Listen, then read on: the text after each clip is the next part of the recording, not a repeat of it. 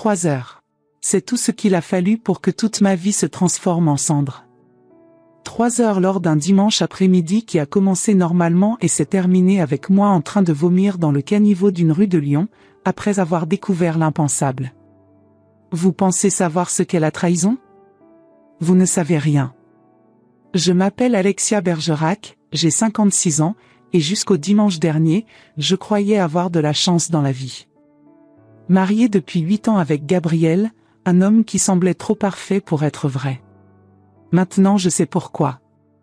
Tout a commencé avec un rouge à lèvres.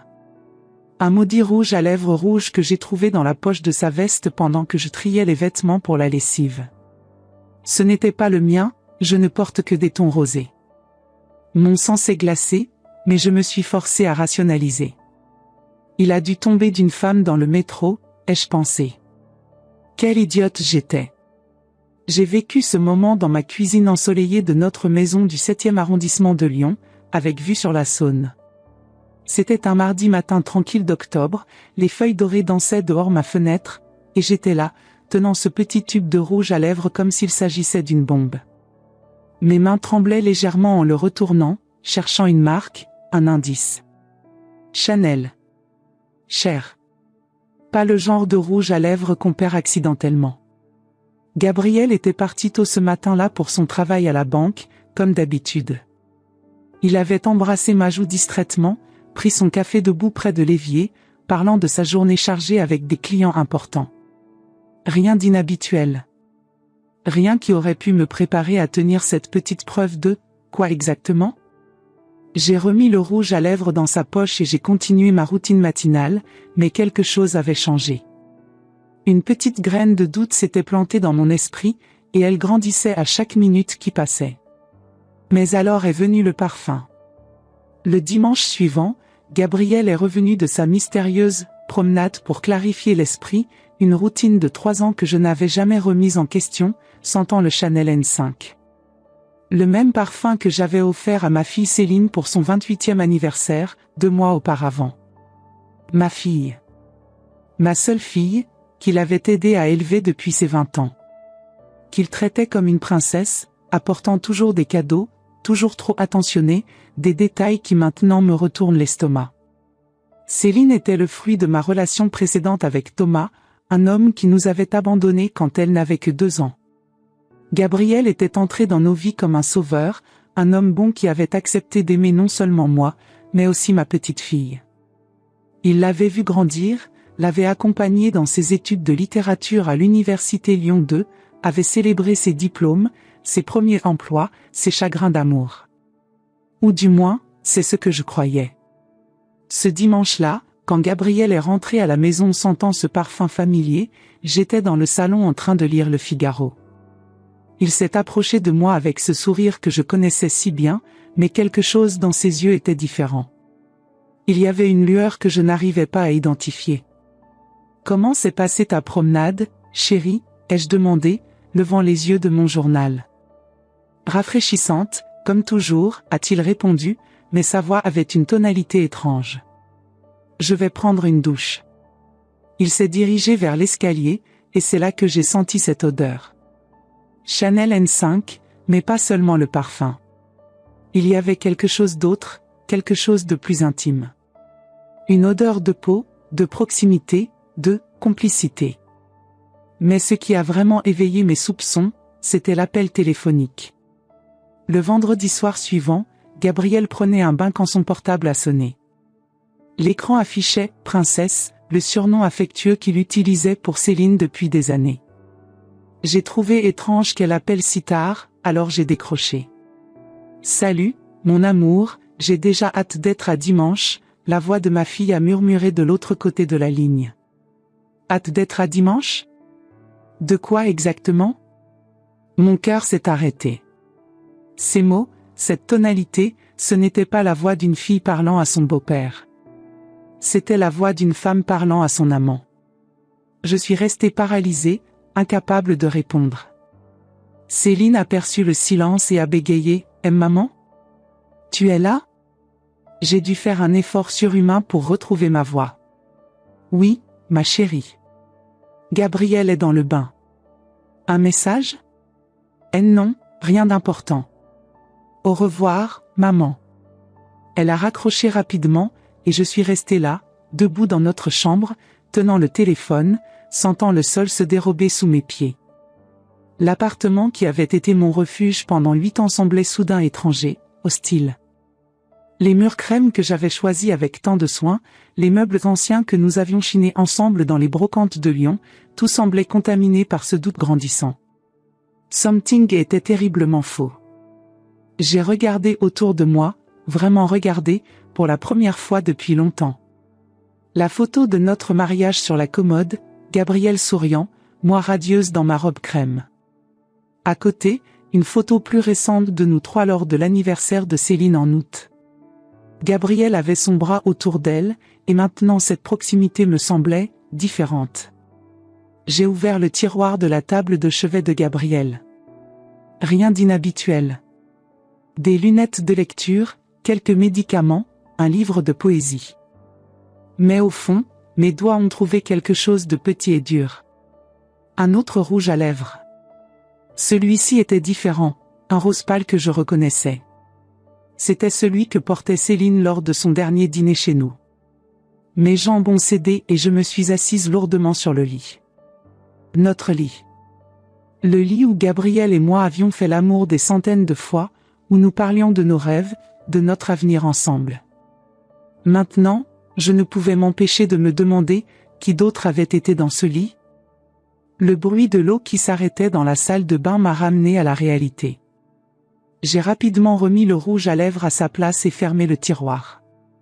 Gabrielle est sortie quelques minutes plus tard, une serviette autour de la taille, les cheveux encore humides. « Quelqu'un a appelé ?» a-t-il demandé nonchalamment. « Céline ?» ai-je répondu, observant attentivement sa réaction. Ses yeux se sont illuminés d'une façon qui m'a glacé le sang. Ah! Qu'est-ce qu'elle voulait? Rien d'important. Elle a dit qu'elle rappellerait. Il a hoché la tête et a commencé à s'habiller, mais je l'observais maintenant avec de nouveaux yeux. La façon dont il souriait en pensant à elle. La façon dont ses mains tremblaient légèrement en boutonnant sa chemise. Les petits signaux que j'avais ignorés pendant, combien de temps? Cette nuit-là, j'ai à peine dormi. Je suis resté allongé à côté de Gabrielle, écoutant sa respiration régulière, me demandant si je connaissais vraiment l'homme avec qui je partageais ma vie. Chaque fois qu'il bougeait dans son sommeil, mon cœur se serrait. Quand il a murmuré un nom dans son rêve, un nom qui ressemblait dangereusement à Céline, j'ai eu envie de vomir. Le lendemain, samedi, j'ai observé Gabrielle encore plus attentivement. Il était nerveux, vérifiait constamment son téléphone, souriait sans raison apparente. Quand Céline a envoyé un message, j'ai vu « Princesse » s'afficher sur son écran, son visage s'est illuminé d'une façon que je n'avais pas vue depuis quand, exactement? Céline va bien? Ai-je demandé innocemment.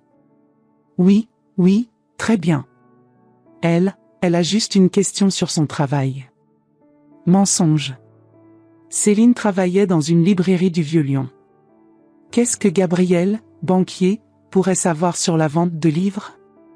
C'est alors que j'ai pris la décision qui allait changer ma vie à jamais. Le dimanche suivant, pour la première fois en 3 ans, j'allais suivre mon mari. Le dimanche est arrivé avec un ciel gris typique d'octobre à Lyon. L'air était frais et humide, portant l'odeur des feuilles mortes et de la Saône. Notre maison, qui d'habitude me semblait si accueillante le dimanche matin, avait l'atmosphère d'un théâtre avant que le rideau ne se lève sur une tragédie.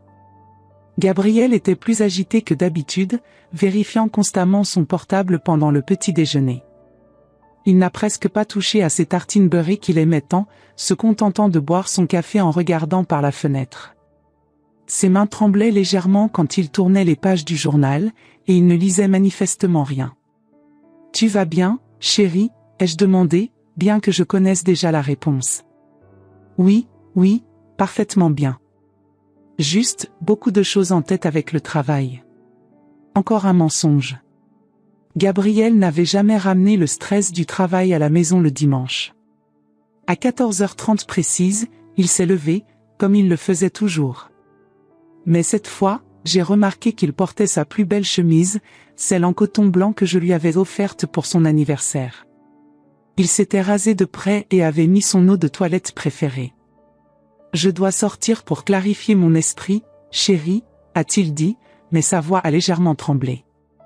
Il s'est approché pour m'embrasser, comme toujours, mais cette fois le baiser a duré plus longtemps, comme s'il s'agissait d'un adieu ou d'une excuse anticipée.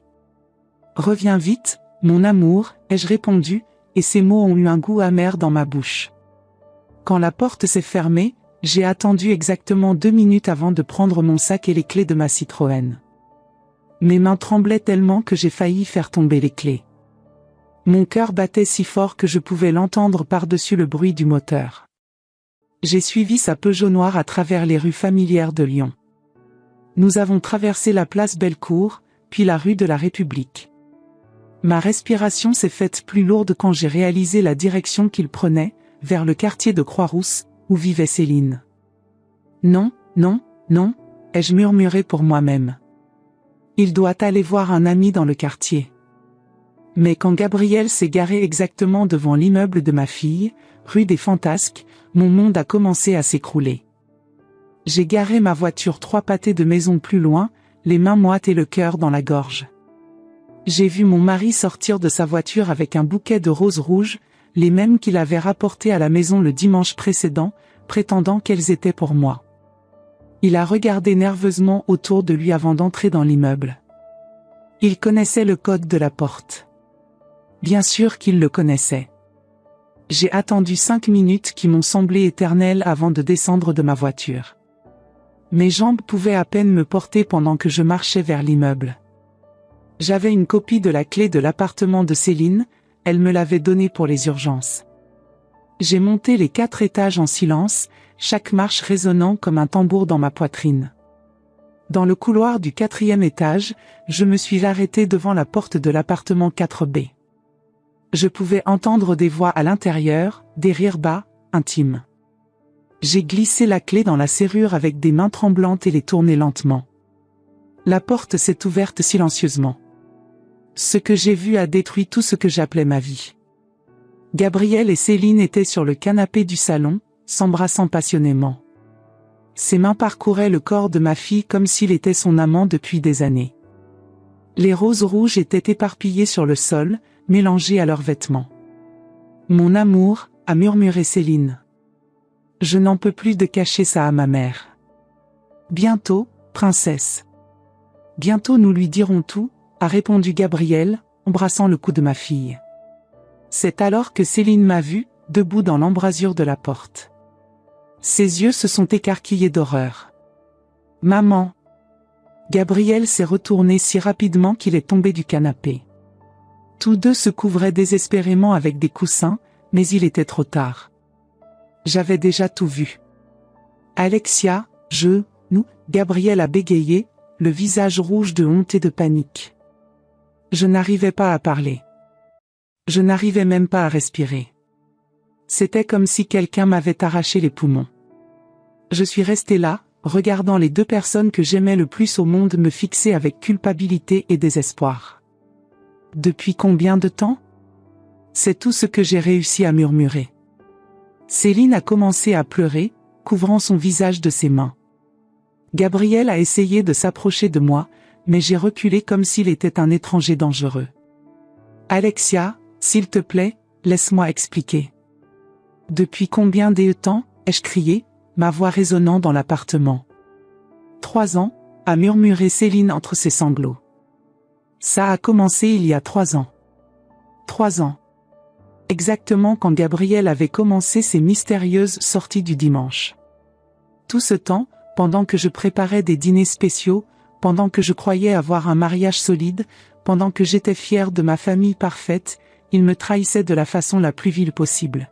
« Vous êtes répugnant », ai-je murmuré, reculant vers la porte. « Vous êtes absolument répugnant. » Je suis parti en courant. J'ai descendu les escaliers en trébuchant, les larmes brouillant ma vision.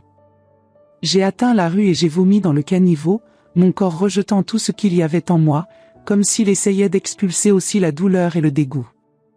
Mais attendez, vous pensez que c'est la partie la plus choquante de l'histoire ? Je n'avais encore rien découvert du pire. Parce que quand je suis rentré chez moi ce soir-là, j'ai trouvé quelque chose qui m'a fait réaliser que cette trahison était encore plus profonde et calculée que je l'imaginais. Restez avec moi, parce que ce qui va suivre va vous montrer jusqu'où une personne peut aller pour détruire une famille. Et vous ne croirez pas ce que j'ai trouvé caché dans ma propre chambre. Je suis rentré chez moi à 19h30, 2 heures après l'horaire habituel de Gabriel. La maison était vide et silencieuse, ce qui m'a donné le temps de traiter l'horreur dont j'avais été témoin. Je me suis assise dans la cuisine, tremblant encore, essayant de comprendre comment je n'avais pas remarqué les signes les plus évidents. Notre cuisine, qui avait toujours été mon refuge, semblait maintenant différente. Les murs jaunes pâles que j'avais peints avec tant d'amour, les rideaux de dentelle que j'avais choisis dans une petite boutique du Vieux-Lyon, même la table en chêne où nous prenions nos petits déjeuners dominicaux, tout était contaminé par cette révélation. Chaque objet me rappelait maintenant des moments qui semblaient être des mensonges. Les cadeaux constants pour Céline. Je me souvenais maintenant avec une clarté douloureuse. Gabriel qui revenait du travail avec des petites attentions pour notre princesse. Un livre de poésie française qu'elle adorerait sûrement. Une écharpe en soie qu'il avait vue dans une vitrine et qui lui irait parfaitement. Des chocolats de chez Bernachon, la chocolaterie la plus chère de Lyon, parce qu'elle mérite ce qu'il y a de mieux. À l'époque, j'avais trouvé cela touchant. J'étais reconnaissante d'avoir épousé un homme qui aimait ma fille comme la sienne. Maintenant, je réalisais que ces gestes n'étaient pas paternels. C'étaient les attentions d'un homme qui courtisait une femme. Les longues conversations téléphoniques qu'il prétendait toujours être à propos du travail. Gabriel qui s'isolait dans son bureau, parlant à voix basse, riant de cette façon particulière qu'ont les amoureux. Quand j'entrais, il raccrachait rapidement, prétextant que son collègue devait partir. « C'était qui ?» demandai-je innocemment. « Monsieur Dubois de la comptabilité. » Des histoires ennuyeuses de bilan, répondait-il avec ce sourire que je prenais pour de l'affection et qui était en réalité de la tromperie. Les fois où il rentrait à la maison en souriant trop après cette promenade. Ce sourire béat, satisfait, que j'attribuais à l'effet relaxant de ses balades solitaires. Maintenant je savais ce qui le rendait si heureux. Ce n'était pas l'air frais de Lyon ou la beauté de la Saône. C'était ma fille. Ma propre fille. Comment avais-je pu être si aveugle ? J'étais perdu dans ces souvenirs douloureux quand j'ai entendu la clé dans la porte. Gabriel rentrait, probablement après avoir essayé de calmer Céline. Ou peut-être avait-il profité de mon départ pour terminer ce qu'ils avaient commencé. Cette idée m'a rendue nauséeuse à nouveau. « Alexia » sa voix a résonné dans le couloir. « Tu es à la maison ?» Sa voix. Cette même voix qui m'avait murmuré des mots d'amour pendant 8 ans. Cette voix qui m'avait dit « je t'aime » le matin même, avant de partir retrouver ma fille pour lui faire l'amour. Ma gorge s'est serrée de dégoût. Il est entré dans la cuisine avec le visage pâle et les cheveux ébouriffés. Ses vêtements étaient froissés, et il évitait mon regard. La belle chemise blanche était maintenant chiffonnée, avec un bouton mal attaché. Des preuves de ce qu'il venait de faire avec Céline. « Nous devons parler » a-t-il dit, s'asseyant prudemment sur la chaise opposée à la mienne. J'ai remarqué qu'il évitait la chaise où il s'asseyait d'habitude, celle à côté de moi. Même lui semblait comprendre que cette proximité était maintenant impossible. « Parler » j'ai ri amèrement. « De quoi, Gabriel ? De comment tu couches avec ma fille depuis 3 ans ? De comment vous deux avez fait de moi une idiote complète ? » Il a passé ses mains dans ses cheveux, ce geste que je trouvais charmant autrefois et qui me causait maintenant de la répulsion. Ce n'était pas planifié, Alexia. Ça n'a jamais été planifié. Planifié, j'ai explosé. Il n'y a rien d'innocent dans le fait qu'un homme de 45 ans séduise une fille qu'il a aidé à élever. Elle n'est pas une fille, Alexia. Céline a 28 ans, c'est une femme adulte que tu connais depuis 16-20 ans, j'ai crié, frappant mon poing sur la table. La salière s'est renversée, répandant des cristaux blancs sur le bois sombre. Tu l'as vu grandir, Gabriel. Tu étais présent à sa remise de diplôme, à son premier emploi, à son premier appartement. Comment peux-tu? Je n'ai pas pu finir ma phrase. Les mots se sont perdus dans des sanglots que je n'arrivais pas à contrôler. Toutes ces années, tous ces moments familiaux que je chérissais, ils étaient souillés maintenant. La remise de diplôme de Céline à l'université, où Gabriel avait pris tant de photos d'elle, souriant avec une fierté que je croyais paternelle. Son 20e anniversaire, où il avait organisé une fête surprise et avait dansé avec elle plus longtemps qu'il n'aurait dû. Son premier emploi à la librairie, où il allait la soutenir en achetant des livres qu'il ne lisait jamais. Combien de signes avais-je manqué? Combien de moments avait-il partagé dans mon dos? Gabriel s'est levé et a essayé de s'approcher, mais je l'ai arrêté d'un geste. N'ose pas me toucher, j'ai sifflé. Pas après avoir touché à elle. Alexia, s'il te plaît. Mon esprit s'est mis à analyser frénétiquement tous les dimanches des 3 dernières années. Chaque fois qu'il partait à 14h30 précise. Chaque fois qu'il revenait avec ce sourire satisfait. Les fois où il sentait différent, où ses vêtements étaient légèrement froissés, où il avait cette lueur dans les yeux que je prenais pour du contentement. Et Céline? Céline qui avait commencé à me rendre visite moins souvent. Je suis très occupée avec le travail, maman, disait-elle. La librairie demande beaucoup de temps. Mensonge. Elle était occupée avec mon mari. Céline qui avait arrêté de parler de ses rendez-vous amoureux. Avant, elle me racontait tout, ses espoirs, ses déceptions, ses rêves de trouver le bon homme. Mais au cours des 3 dernières années, silence radio sur sa vie sentimentale. Je me concentre sur ma carrière maintenant, maman. Céline qui avait déménagé dans cet appartement de Croix-Rousse il y a exactement 3 ans. Je veux plus d'indépendance, avait-elle dit. Et moi, mère aimante et fière, j'avais aidé à payer la caution. J'avais financé leur nid d'amour sans le savoir. Sors, j'ai crié. Sors de ma maison. Maintenant. Gabriel a hésité un moment, regardant autour de lui comme s'il enregistrait chaque détail de cette cuisine où nous avions partagé tant de moments. Puis il a pris ses clés et est parti sans dire un mot de plus. J'ai entendu la voiture démarrer et j'ai finalement pu m'effondrer complètement. J'ai pleuré pendant des heures, jusqu'à ce qu'il n'y ait plus de larmes. Mes yeux étaient gonflés, ma gorge irritée. Quand j'ai finalement réussi à me lever, il était déjà minuit. La maison semblait différente, comme si elle avait été contaminée par la trahison. Chaque objet me rappelait des moments qui maintenant paraissaient être des mensonges. Le vase en cristal que Gabriel m'avait offert pour notre premier anniversaire de mariage, combien de fois avait-il regardé Céline en me l'offrant? La photo de nous 3 lors de notre dernier Noël ensemble, Gabriel avait son bras autour de Céline de façon qui maintenant me paraissait possessive. Le livre de recettes que Céline m'avait donné l'année dernière, avec une dédicace, pour la meilleure maman du monde, qui nous cuisine toujours de si bons repas. Nous. Elle avait écrit « nous ». C'est alors que j'ai décidé de chercher des preuves. S'ils étaient ensemble depuis 3 ans, il devait y avoir des traces, des indices que ma confiance aveugle m'avait empêché de voir. J'ai commencé par le bureau de Gabriel au rez-de-chaussée. J'ai fouillé ses tiroirs, ses documents, ses livres. Rien. Il avait été prudent. Mais alors je me suis souvenu de son ordinateur portable, qui restait toujours sur la table de notre chambre. J'ai monté les escaliers avec des jambes tremblantes. Chaque marche grinçait sous mes pieds, comme si la maison elle-même protestait contre ce que j'étais sur le point de découvrir. Notre chambre, qui avait été notre sanctuaire pendant 8 ans, me semblait maintenant hostile et froide.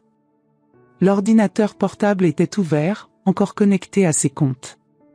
Gabriel était parti si précipitamment qu'il avait oublié de l'éteindre. J'ai d'abord ouvert sa messagerie électronique. Centaines de messages échangés avec Céline. Des messages d'amour, des messages intimes, des messages qui m'ont fait vomir à nouveau. Il planifiait des rendez-vous, parlait de moi dans mon dos, riait de ma naïveté. Un message en particulier m'a glacé le sang. Mon amour, ta mère était si heureuse aujourd'hui en préparant le dîner pour nous.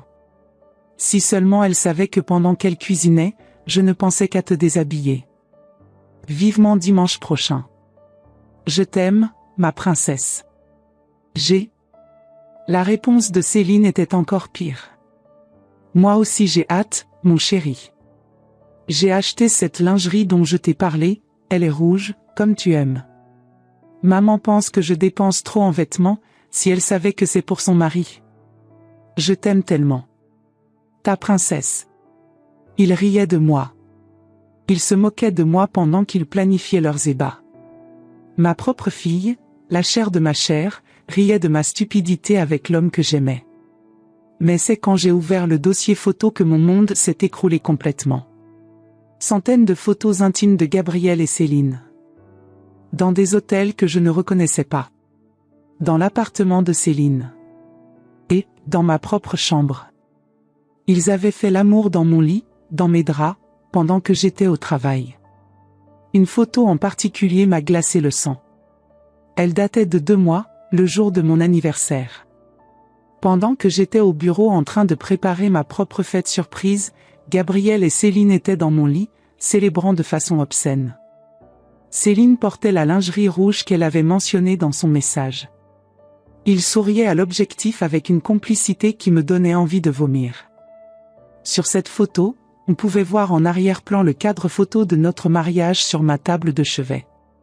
Ils avaient fait l'amour sous le regard de notre photo de mariage. La perversité de cette situation m'a fait perdre le souffle. Mais le pire restait à venir. Au fond du dossier photo, j'ai trouvé un document Word. Un planning détaillé. Il planifiait ma destruction. Pas littéralement ma mort, mais financièrement et psychologiquement.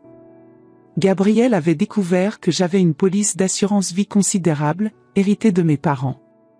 Le plan était de me laisser accidentellement découvrir la trahison, d'attendre que je demande le divorce, puis de prétendre que j'étais mentalement instable à cause de la découverte. Avec un rapport psychiatrique falsifié, ils avaient déjà trouvé un médecin prêt à aider moyennant paiement, le docteur Martinet, que je connaissais et en qui j'avais confiance. Gabriel réussirait à garder la maison, mes économies, et recevrait même une pension alimentaire. Céline serait la victime innocente qui avait perdu sa mère à cause de son instabilité mentale. Le document détaillait tout. Phase 1. Laisser Alexia découvrir la relation, simuler une négligence, laisser traîner des preuves. Phase 2. Jouer les coupables repentants, la laisser exploser émotionnellement. Phase 3. Documenter ses crises avec des enregistrements audio-vidéo. Phase 4. Consulter Dr Martinet pour évaluation psychiatrique. Phase 5. Procédure de divorce avec demande d'incapacité mentale temporaire. Phase 6. Récupération des biens et nouvelle vie avec C était Céline. Ma fille était complice de ce plan machiavélique pour me détruire. Ils avaient même calculé les montants financiers.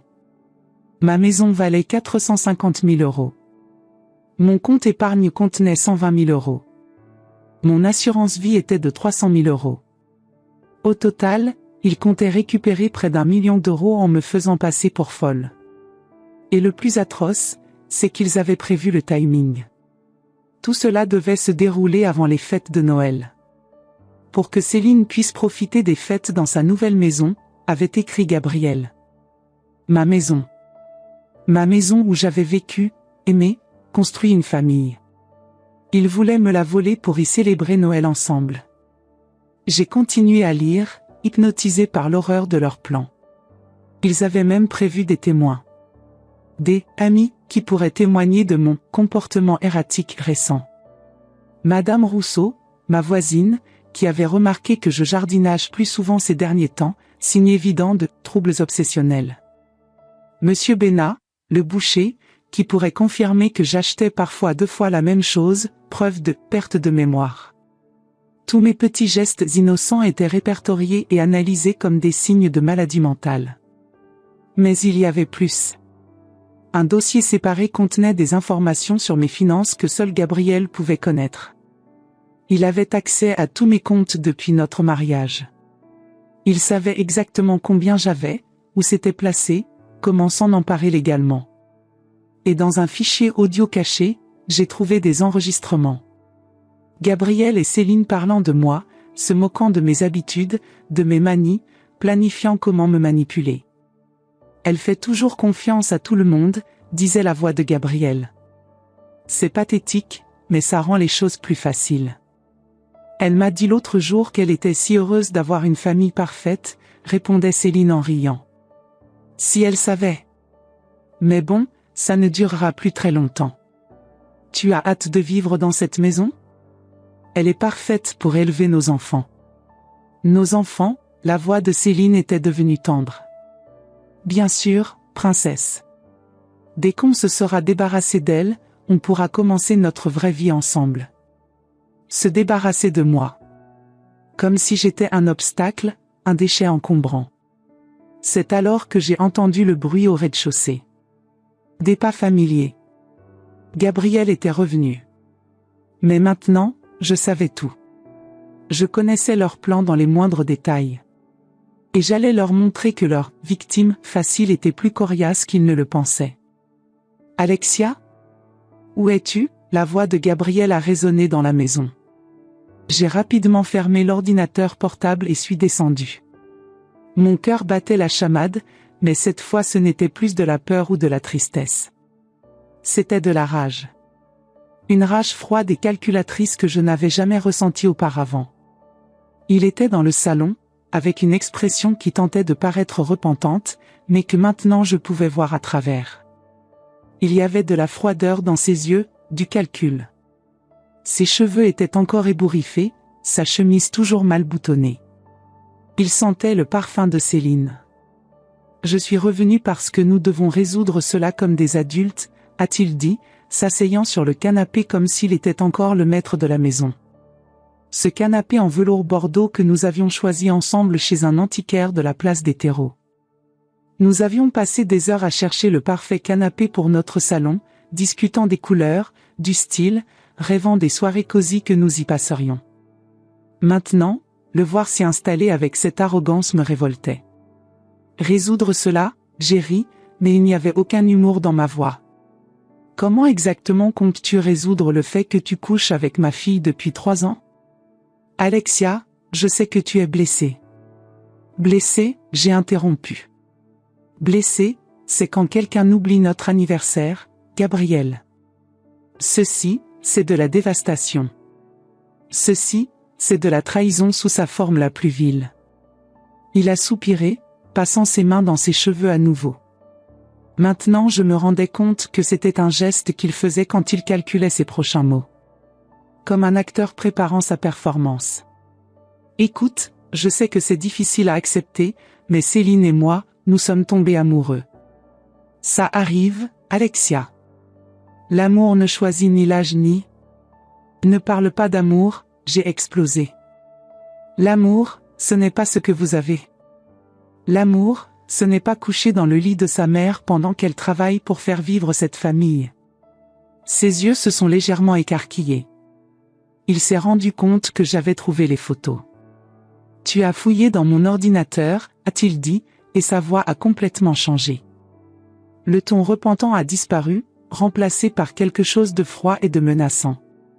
Et j'ai découvert bien plus que des photos obscènes, j'ai répondu, croisant les bras. J'ai découvert le plan. Gabriel est devenu pâle. Quel plan? Le plan pour me détruire financièrement. Le plan pour me faire passer pour folle. Le plan pour garder tout ce qui m'appartient pendant que je pourris dans un asile. Il s'est levé lentement, et pour la première fois en 8 ans de mariage, j'ai eu peur de lui. Il était plus grand que moi, plus fort. Et maintenant je savais de quoi il était capable. Alexia, tu ne comprends pas. Je comprends parfaitement, j'ai crié. Vous êtes tous les deux des monstres. Calculateur, froid, répugnant. Vous avez tout planifié. Et qu'est-ce que tu vas faire, a-t-il demandé, s'approchant. Le dire à qui? Qui va te croire? Une femme de 56 ans, en crise de la cinquantaine, qui a découvert que son mari plus jeune l'a échangé contre sa fille jeune? Ces mots ont été comme des gifles. Il avait raison. Qui me croirait? Surtout s'il réussissait vraiment à me faire passer pour instable. Tu es répugnant, j'ai murmuré. Je suis pratique, a-t-il répondu froidement. Et tu peux faciliter les choses pour nous tous. Accepte le divorce, prends une petite somme et va refaire ta vie ailleurs. Loin de nous. Loin de vous? Céline est enceinte, Alexia. Le monde s'est arrêté. Littéralement arrêté. J'ai eu l'impression que quelqu'un m'avait donné un coup de poing dans l'estomac de toutes ses forces. Quoi? Elle est enceinte de 3 mois. Nous allons nous marier dès que le divorce sera prononcé. L'enfant a besoin d'un foyer stable, pas de l'hystérie de la grand-mère qui n'arrive pas à accepter la réalité. Grand-mère. J'allais être grand-mère d'un enfant né de la trahison de ma propre fille avec mon mari. La perversité de la situation m'a donné le vertige. 3 mois enceinte. Cela signifiait qu'elle était déjà enceinte lors de son anniversaire en août, quand nous avions fêté ses 28 ans tous ensemble dans ce restaurant de la presqu'île. Gabriel et moi avions payé ce dîner coûteux pour célébrer ma fille, pendant qu'elle portait secrètement son enfant. L'enfant de mon mari. Je me souvenais maintenant de détails qui m'avaient échappé. Céline qui avait refusé le champagne ce soir-là, prétextant qu'elle prenait des antibiotiques. Gabriel qui avait posé sa main sur son ventre quand il pensait que je ne regardais pas. Leur sourire complice quand je proposais de commander un dessert. Ils savaient déjà. Ils savaient qu'ils allaient avoir un bébé ensemble, et ils riaient de ma naïveté pendant que je payais leur dîner de célébration. « Vous êtes des démons », j'ai murmuré. « Nous sommes heureux », a-t-il corrigé. « Et tu peux choisir, accepter cela avec dignité ou nous allons devoir prendre des mesures plus drastiques. » La menace était claire. Ils allaient vraiment m'interner de force si je ne coopérais pas. C'est alors que j'ai entendu la clé dans la porte. Céline était arrivée. « Gabriel ?» Maman, sa voix a résonné dans le couloir. Cette voix. La même voix qui m'avait dit « Je t'aime, maman » des milliers de fois. La voix qui m'avait appelé en pleurant quand elle avait eu sa première peine de cœur à 22 ans. La voix qui m'avait remercié pour tous les sacrifices que j'avais faits pour l'élever seule avant de rencontrer Gabriel. Elle est entrée dans le salon portant une robe qui mettait en valeur un petit ventre que je n'avais pas remarqué auparavant. Comment n'avais-je pas remarqué que ma propre fille était enceinte? Parce que j'étais trop occupée à faire confiance, à aimer, à construire ce que je croyais être une famille parfaite. La robe était nouvelle, je ne l'avais jamais vue. Bleu marine avec des petites fleurs blanches, coupe empire qui cachait habilement ses nouvelles formes. Ses cheveux châtains étaient coiffés différemment aussi, plus courts, plus matures. Elle avait l'air d'une femme enceinte épanouie, rayonnante. Rayonnante parce qu'elle portait l'enfant de mon mari. « Salut, maman », a-t-elle dit, évitant mon regard. « Gabriel m'a dit que vous aviez parlé. » « Parler ?» j'ai ri hystériquement. « C'est ainsi que tu appelles ça? Parler? Maman, s'il te plaît. » « Ne m'appelle pas maman », j'ai crié, et elle a reculé. Les mères ne sont pas trahies par leur propre fille. Les mères ne sont pas humiliées par les enfants qu'elles ont élevés avec amour. Céline a commencé à pleurer, mais des larmes qui maintenant me paraissaient fausses, calculées. Des larmes d'actrice, comme elle en avait versé dans les pièces de théâtre de son lycée où j'allais toujours l'applaudir au premier rang. « Tu ne comprends pas, maman. Nous nous aimons vraiment. Tu étais une enfant quand je m'y suis mariée avec lui, j'ai explosé. Tu avais 20 ans. Il t'a vu grandir, il t'a aidé dans tes études, il a payé ta faculté. Comment peux-tu?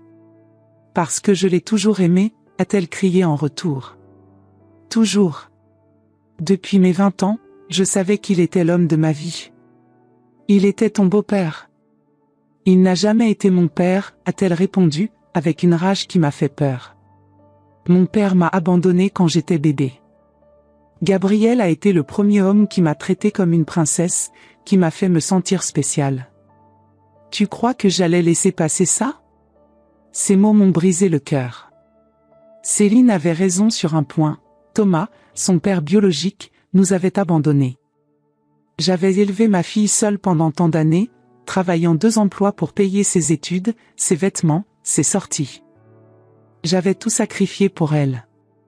Et quand Gabriel était entré dans nos vies, j'avais été si reconnaissante qu'un homme bon veuille nous aimer toutes les deux. J'avais cru que c'était un miracle, une seconde chance pour notre petite famille brisée. Alors tu as planifié tout cela depuis le début? Céline et Gabriel ont échangé un regard, et j'ai vu la vérité dans leurs yeux. Depuis le début, a-t-elle confirmé. Nous avons attendu que tu t'habitues à lui, attendu que tu lui fasses entièrement confiance. Nous voulions que tu sois heureuse pendant un moment avant de découvrir. Avant de me détruire, j'ai complété. Avant de suivre nos cœurs, Gabriel a corrigé. Je suis restée silencieuse pendant un long moment, regardant ces deux personnes que j'aimais plus que tout au monde. Des personnes qui m'avaient trahi, manipulé et planifié ma destruction avec la froideur d'assassins. Mais maintenant, je voyais autre chose aussi.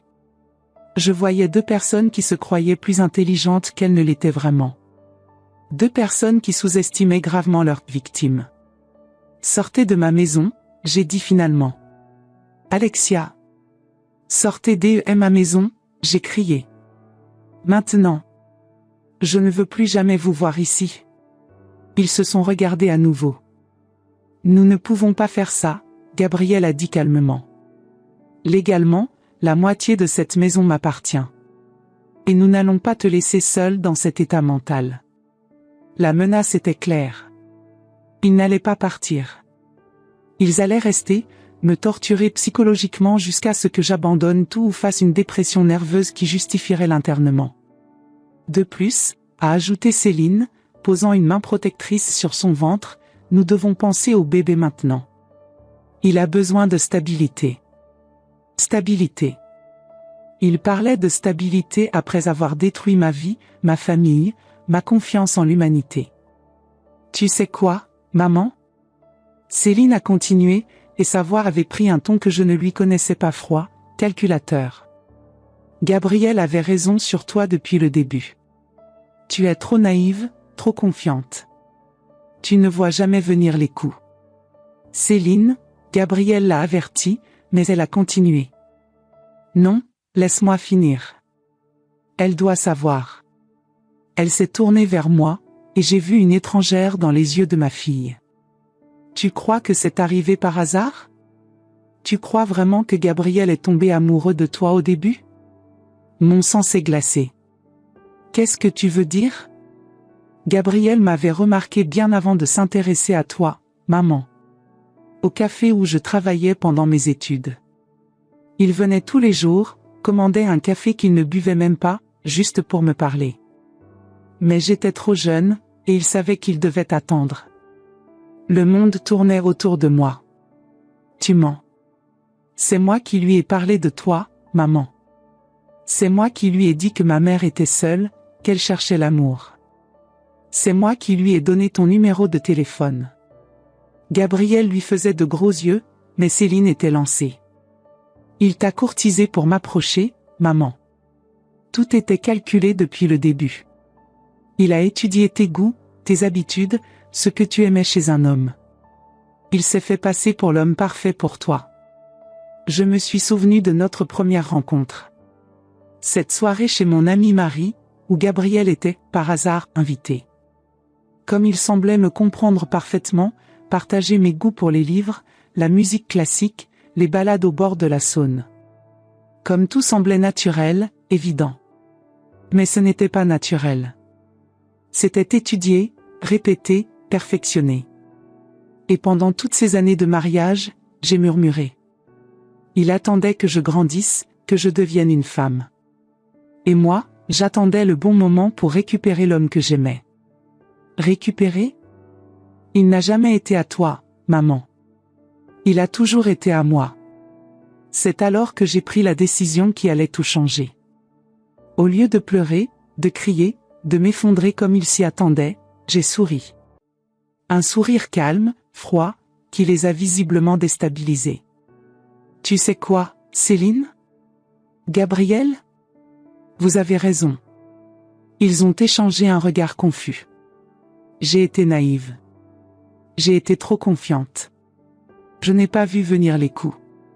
J'ai fait une pause théâtrale. Mais maintenant, je vois tout très clairement. Qu'est-ce que tu veux dire? Gabriel a demandé, méfiant. Je veux dire que vous venez de me donner exactement ce dont j'avais besoin. Quoi? La vérité. Toute la vérité. Et vous savez quoi? J'ai tout enregistré.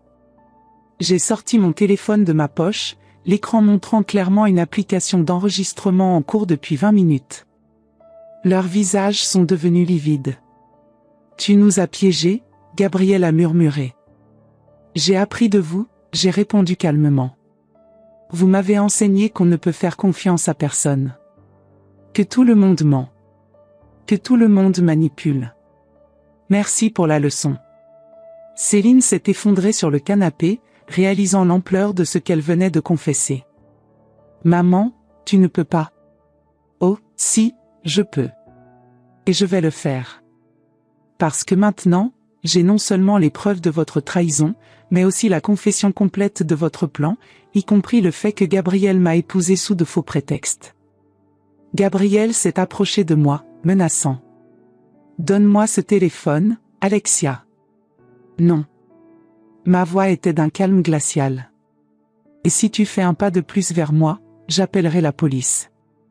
Tu ne feras rien, a-t-il dit, mais je voyais la peur dans ses yeux. Qui va te croire? Un tribunal va me croire. Surtout avec des preuves audio, des emails, des photos, et maintenant cette confession complète. C'est alors que Céline a fondu en larmes. Pas les larmes calculées d'avant, mais de vraies larmes de panique. Maman, s'il te plaît, pense au bébé. J'y pense, Céline.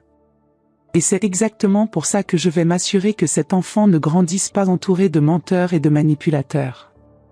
La vérité était que je n'avais pas encore de plan précis. Mais voir leur panique me donnait une force que je n'avais jamais ressentie auparavant. Pour la première fois depuis des jours, j'avais l'avantage. Et j'allais en profiter. Cette nuit-là, j'ai fait semblant d'accepter la situation. J'ai dit que j'avais besoin de temps pour tout assimiler, que je voulais parler avec un avocat des détails du divorce. Gabriel et Céline ont semblé soulagés, pensant que je cédais finalement à leur plan. Qu'ils étaient naïfs.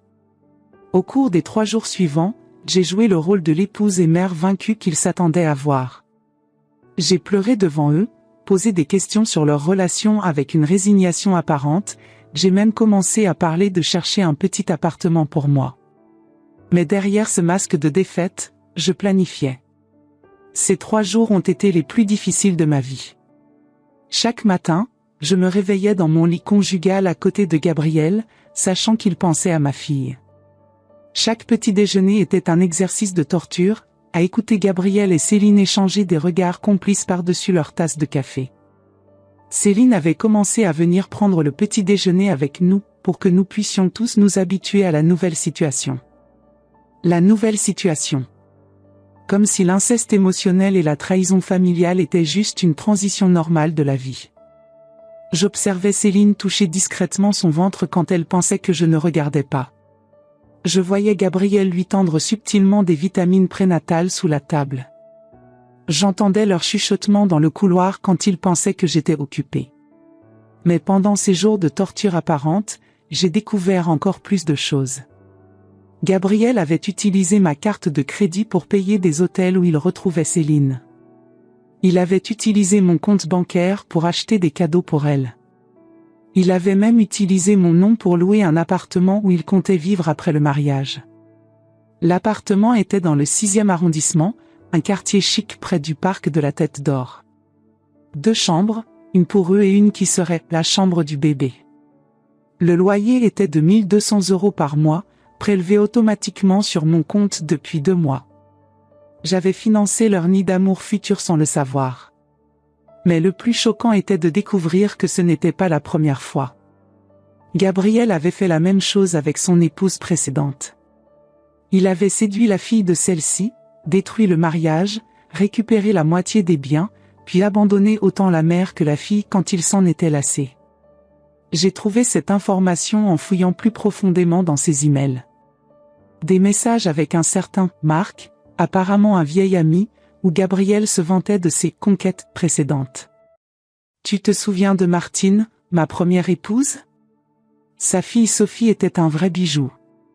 Ça m'a pris 6 mois pour la séduire, mais qu'est-ce que ça valait le coup? J'ai récupéré 200 000 € de cette histoire, et la petite Sophie, disons qu'elle m'a appris des choses qu'aucune femme de mon âge ne savait faire. La réponse de Marc était ignoble. Et maintenant tu recommences avec la fille d'Alexia? Tu ne changes pas, sale chien. Comment elle est au lit? Céline? Un rêve, mon vieux. Jeune, naïve, reconnaissante pour chaque attention. Elle croit que je vais l'épouser et qu'on va vivre heureux pour toujours. Si elle savait que dans 2 ans, quand j'aurai tout pris à sa mère, je vais la larguer comme les autres. Mais bon, en attendant, je profite. Et cette fois, le butin sera plus gros, Alexia vaut facilement 800 000 €. Céline ne le savait pas. Elle ignorait complètement qu'elle n'était qu'une étape dans un schéma répétitif. La pauvre idiote croyait vraiment être spéciale, être le grand amour de sa vie. Elle ne se doutait pas qu'elle n'était qu'une victime de plus dans un modèle de comportement. C'est alors que j'ai élaboré mon plan. Le mercredi soir, j'ai appelé Gabriel et Céline pour une conversation. J'accepte, j'ai dit simplement.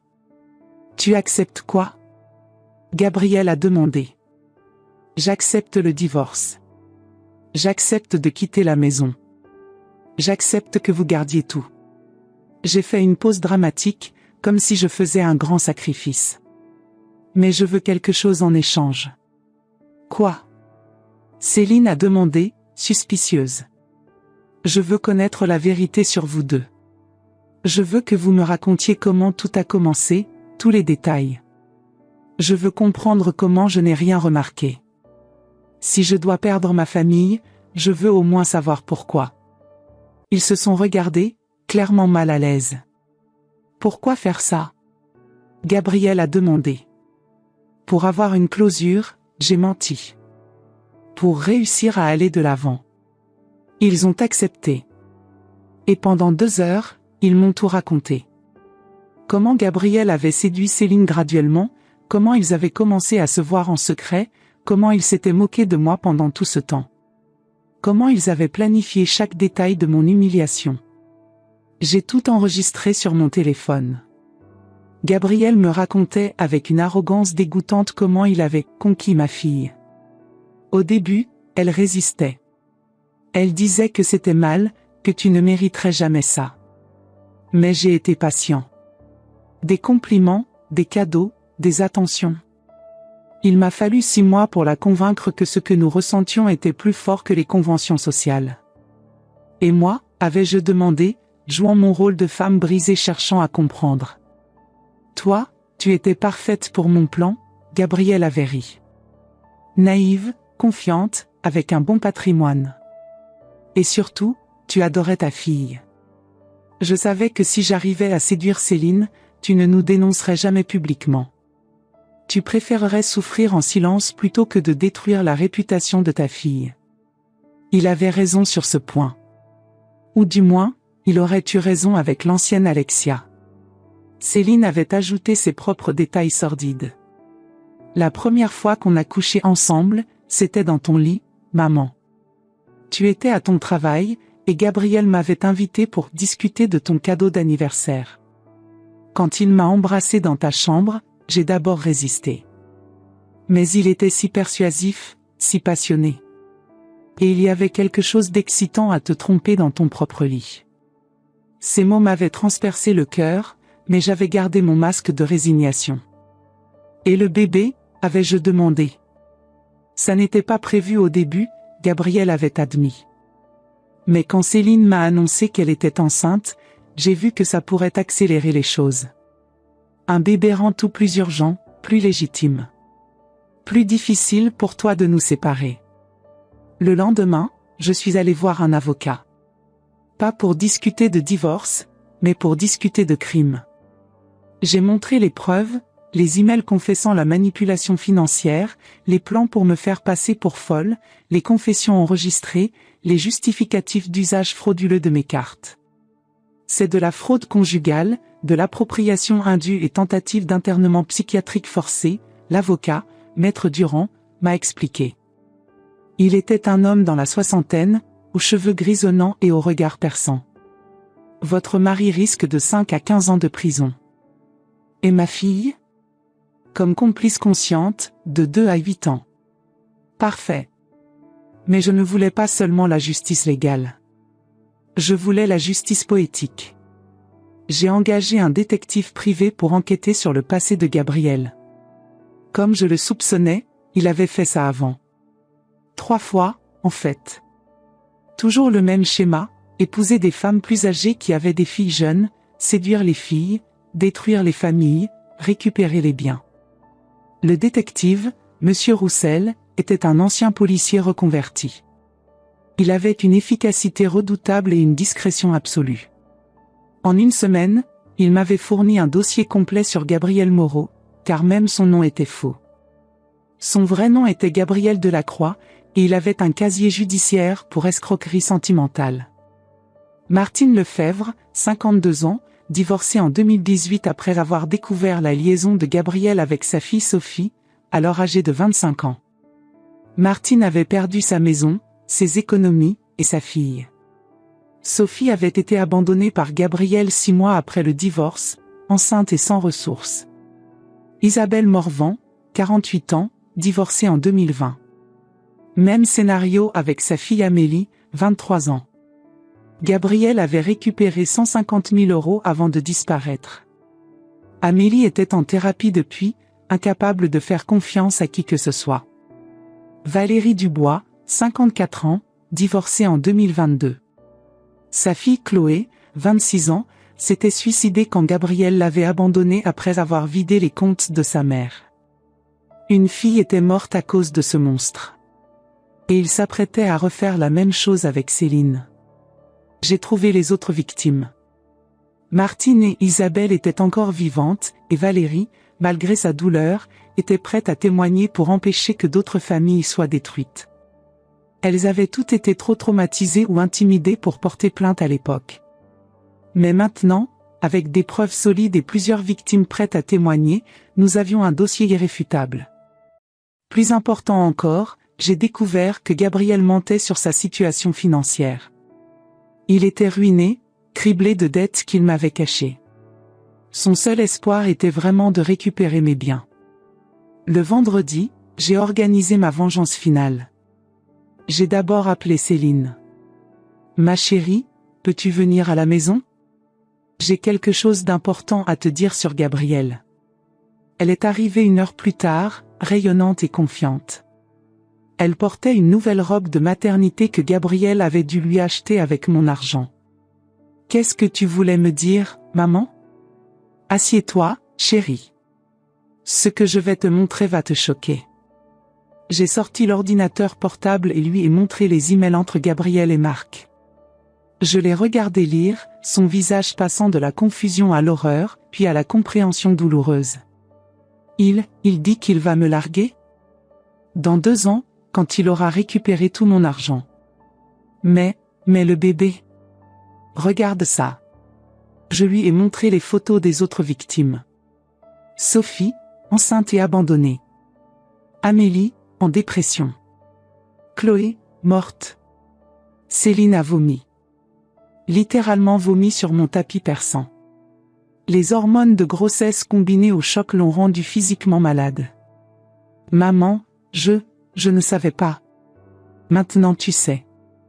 Gabriel n'est pas l'homme que tu crois. Il ne t'aime pas. Il t'utilise, comme il m'a utilisé, comme il a utilisé toutes les autres. Elle pleurait maintenant, de vraies larmes de douleur et de réalisation. Qu'est-ce qu'on va faire ? Nous ? Rien. Moi, je vais le détruire. Et toi, tu vas choisir ton camp. Je choisis le tien, maman. Je choisis le tien. C'est à ce moment-là que Gabriel est rentré à la maison. Céline ? Qu'est-ce que tu fais ici si tôt ? Il s'est arrêté en voyant nos visages. Qu'est-ce qui se passe ? Elle sait, j'ai dit simplement.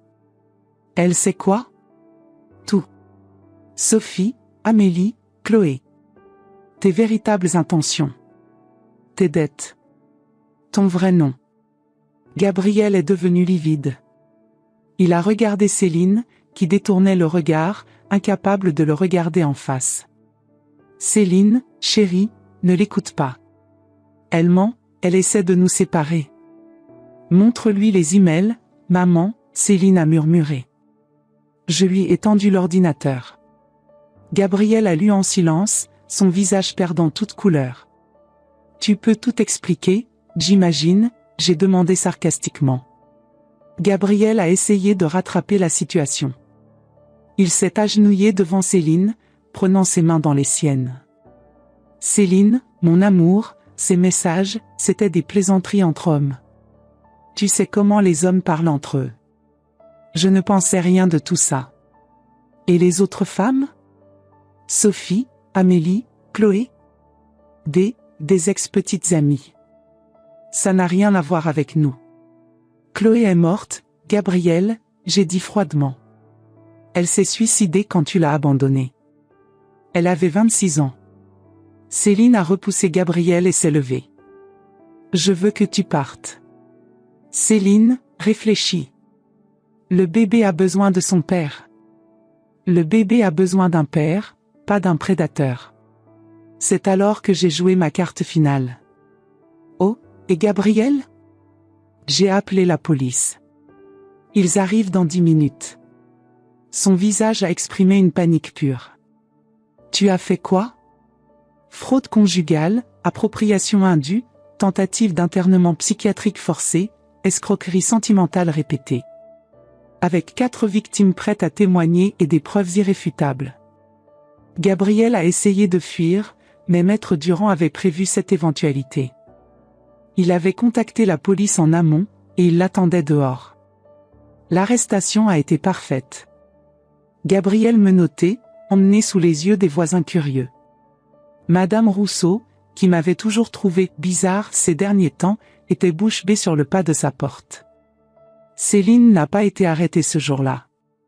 Enceinte et manifestement manipulée, elle a bénéficié d'un sursis. Mais elle devait témoigner contre Gabriel, ce qu'elle a fait sans hésitation. Le procès a eu lieu 6 mois plus tard. Gabriel a pris 12 ans de prison pour escroquerie répétée, fraude conjugale et tentative d'internement abusif. Les témoignages des autres victimes ont été dévastateurs.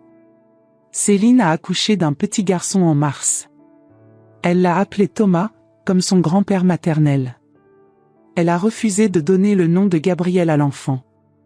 Aujourd'hui, 1 an après cette horrible découverte, je suis à nouveau seule dans ma maison de Lyon.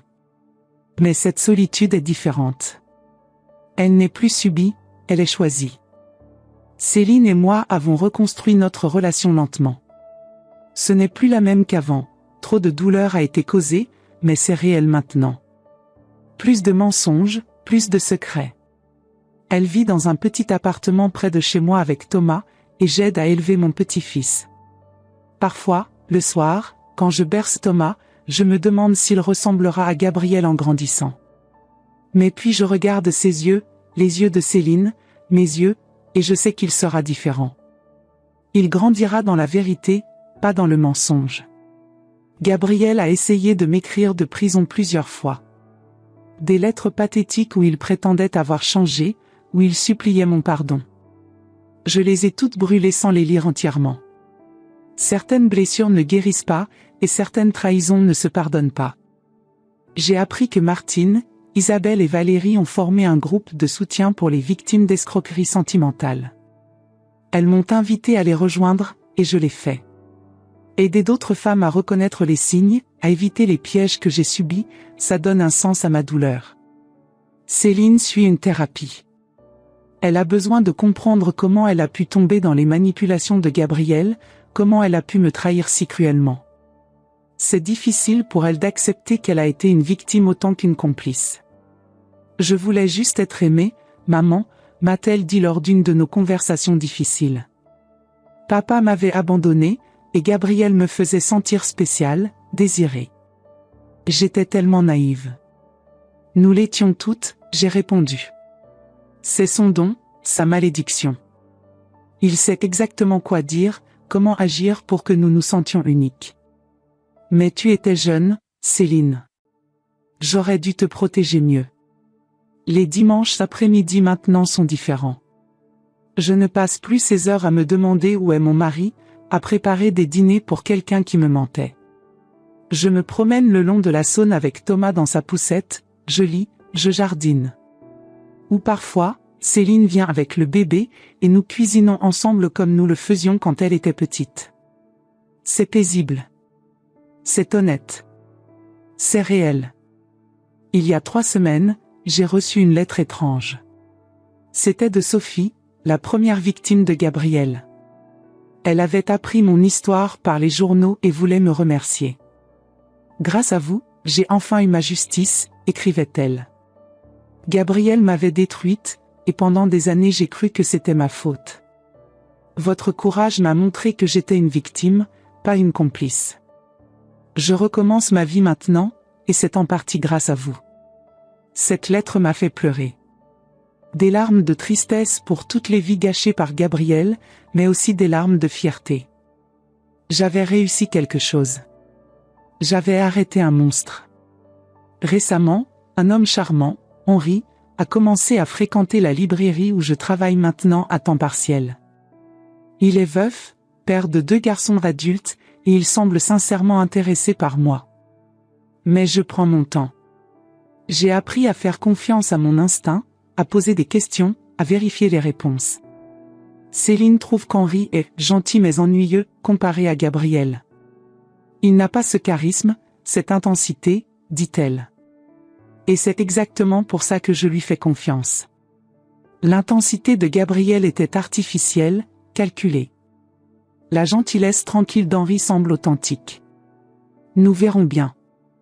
Pour l'instant, je me concentre sur moi, sur ma relation réparée avec ma fille, sur mon petit-fils qui grandit chaque jour.